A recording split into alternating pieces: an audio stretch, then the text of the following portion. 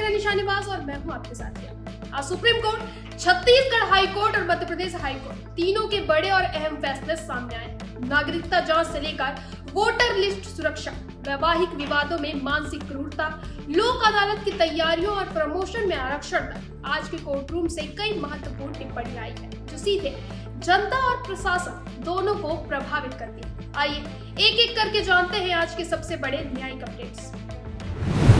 Supreme court के आज के बड़े फैसले और टिप्पणी। सुप्रीम कोर्ट का पहला फैसला, वोटर लिस्ट में नागरिकता की जांच का मुद्दा। सुप्रीम कोर्ट ने आज मतदाता सूची यानी कि वोटर लिस्ट के विशेष गहन पुनरीक्षण यानी कि स्पेशल इंटेंसिव रिवीजन यानी कि SIR की प्रक्रिया को चुनौती देने वाली याचिकाओं पर सुनवाई की। सुप्रीम कोर्ट ने जोर देकर कहा कि नागरिकता एवं संवैधानिक अनिवार्यता है। कोर्ट ने टिप्पणी की है कि यह कहना गलत होगा कि निवास यानी कि रेसिडेंस और आयु से संतुष्ट होने पर नागरिकता मान ली जाए, क्योंकि नागरिकता एक संवैधानिक आवश्यकता है। सुप्रीम कोर्ट ने इस फैसले पर क्या टिप्पणी दी है, चलिए बताते हैं। कोर्ट ने चुनाव आयोग यानी कि इलेक्शन कमीशन से पूछा है कि क्या किसी संदिग्ध व्यक्ति की नागरिकता की जांच करना उसके संवैधानिक अधिकार क्षेत्र से बाहर है। याचिकाकर्ताओं ने दलील दी थी कि चुनाव आयोग नागरिकता के मुद्दों पर फैसला नहीं ले सकता। इस पर कोर्ट ने पूछा कि क्या चुनाव आयोग नागरिकता के शुरुआती चरण पर निर्णय नहीं ले सकता या संदिग्ध मामलों को उचित प्रक्रियाओं के पास नहीं भेज सकता। सुप्रीम कोर्ट का दूसरा फैसला, सांस्कृतिक भेदभाव पर चिंता, बूथ लेवल अधिकारियों यानी BLOs की सुरक्षा। वोटर लिस्ट के पुनरीक्षण यानी SIR से जुड़े एक अन्य महत्वपूर्ण मामले में सुप्रीम कोर्ट ने सभी राज्यों और केंद्र शासित प्रदेशों को कड़ा निर्देश दिया। यह केवल किसी राज्य के बारे में नहीं है बल्कि सभी राज्यों के लिए। चुनाव आयोग यानी EC के काम में असहयोग एक गंभीर मुद्दा है। कोर्ट ने स्पष्ट किया कि हम BLOs की रक्षा के लिए कड़ी कार्रवाई करेंगे। यदि चुनाव आयोग को BLOs की सुरक्षा के संबंध में राज्य के अधिकारियों या पुलिस से असहयोग की कोई शिकायत मिलती है तो उसे सुप्रीम कोर्ट से संपर्क करना चाहिए और न्यायालय उचित आदेश पारित करेगा। सुप्रीम कोर्ट ने इस फैसले पर क्या टिप्पणी दी है, चलिए देखते हैं। कोर्ट ने बूथ लेवल अधिकारियों यानी BLOs को पूरी सुरक्षा प्रदान करने का निर्देश दिया और कहा है कि SIR प्रक्रिया में किसी भी तरह की रुकावट बर्दाश्त नहीं की जाएगी।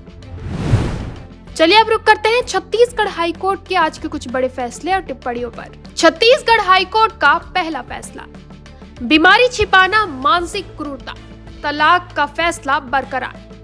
हाई कोर्ट ने एक वैवाहिक विवाद के मामले में फैमिली कोर्ट के तलाक के फैसले को बरकरार रखते हुए पत्नी की अपील खारिज कर दी। यह मामला कांकेर जिले का था। पति ने तलाक की याचिका में आरोप लगाया था कि पत्नी ने शादी से पहले उसे यह महत्वपूर्ण जानकारी नहीं दी कि उसे पीरियड्स यानी कि मासिक धर्म नहीं आते। पति का कहना था कि इस बीमारी को छुपाने से उसका वैवाहिक जीवन और भविष्य प्रभावित हो रहा था, जिससे वह मानसिक रूप से परेशान रहने लगा। यह फैसला यौन और प्रजनन स्वास्थ्य से जुड़े मामलों को वैवाहिक विवादों में मानसिक क्रूरता के आधार के रूप में स्थापित करने के लिहाज से महत्वपूर्ण है। छत्तीसगढ़ हाई कोर्ट ने इस फैसले पर क्या टिप्पणी दी है, चलिए वो भी बताते हैं।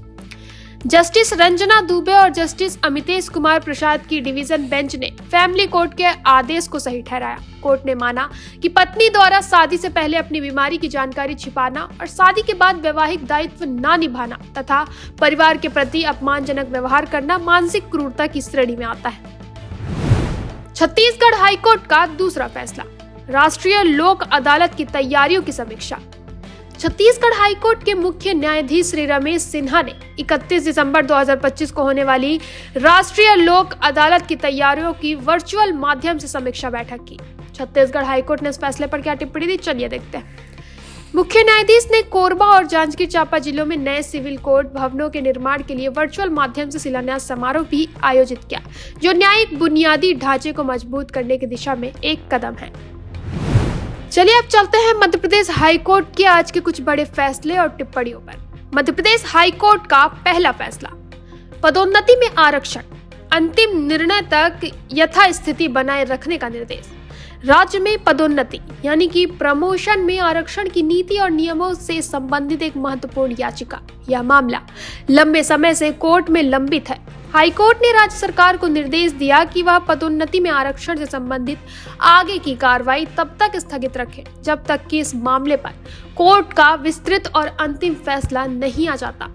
मध्य प्रदेश हाई कोर्ट ने इस फैसले पर क्या टिप्पणी दी है, चलिए वो भी बताते हैं। कोर्ट ने कहा कि पदोन्नति यानी कि प्रमोशन में आरक्षण से जुड़े संवैधानिक और कानूनी पहलुओं पर अंतिम निर्णय आने तक वर्तमान में यथास्थिति यानी स्टेटस क्वो बनाए रखना आवश्यक है, ताकि किसी भी पक्ष के हितों को अपरिवर्तनीय क्षति न पहुंचे।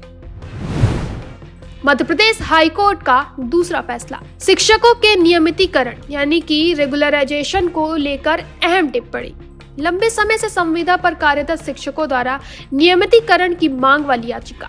हाई कोर्ट ने राज्य सरकार के संबंधित विभाग को निर्देश दिया कि वह इन शिक्षकों के नियमितीकरण के दावों की समयबद्ध तरीके से समीक्षा करे और इस संबंध में एक स्पष्ट नीति भी प्रस्तुत करे।